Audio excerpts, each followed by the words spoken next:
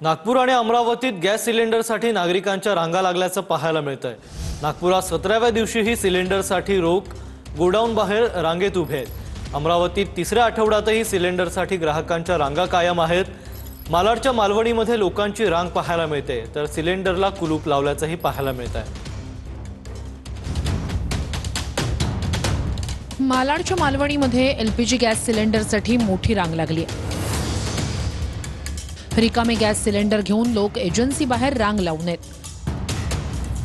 रांगेतल्या लोकांनी गॅस सिलेंडरला कुलूप लावून लॉक केल्याचं पाहायला मिळालंय।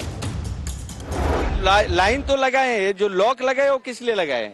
अरे चोरी ना हो जाए बाटला, इसके लिए लॉक लगाए। बाटला भी चोरी हो रहा है यहाँ पे। फिर चोरी हो चुका है, इसके लिए चले गए यहाँ से। परसों 4 बाटले चोरी हुए और मैं मॉर्निंग में 8 बजे से लगाया हूं, तब जाके पहला नंबर आया। खाली बाटला भी चोरी हो रहा है। खाली बाटला चोरी हो रहा है, सोने से ज्यादा महंगा है ना भाई।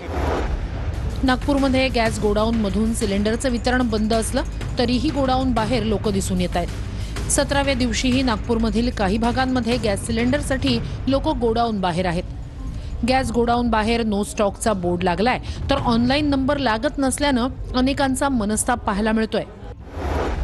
अमरावतीमध्ये सलग तिसऱ्या आठवड्यातही सिलेंडरसाठी ग्राहकांच्या रांगा कायम आहेत। अंबादेवी मंदिर परिसरातील भारत गॅस कंपनीच्या गॅस एजन्सी समोर नागरिकांची सिलेंडरसाठी रांग पाहायला मिळाली।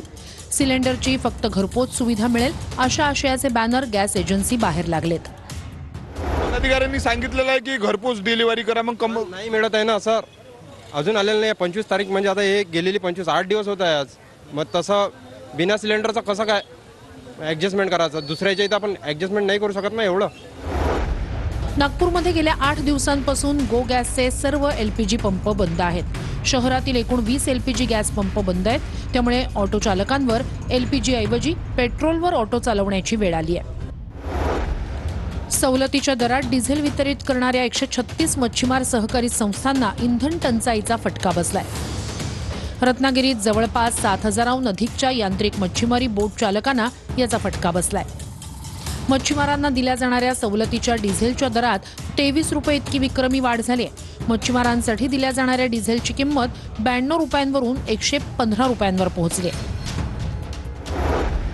छत्रपती संभाजीनगर जिल्ह्यात गॅस चोरीचा मोठा प्रकार उघडकीस आलाय। राज्यस्तरीय दक्षता पथकानं गंगापूर तालुक्यातील वैजापूर रोडवरील खोजेवाडी शिवारात हॉटेल साईयश जवळ धाड टाकली। या कारवाई दरम्यान एलपीजी टँकरचं सील तोडून गॅस चोरी करताना दोघांना रंगेहात पकडण्यात आलंय। कारवाईत एकूण 35,220 किलो एलपीजी गॅस जप्त करण्यात आलाय। राज्यस्तरीय दक्षता पथकानं सुमारे 1,26 लाखांचा मुद्देमाल हस्तगत केलाय।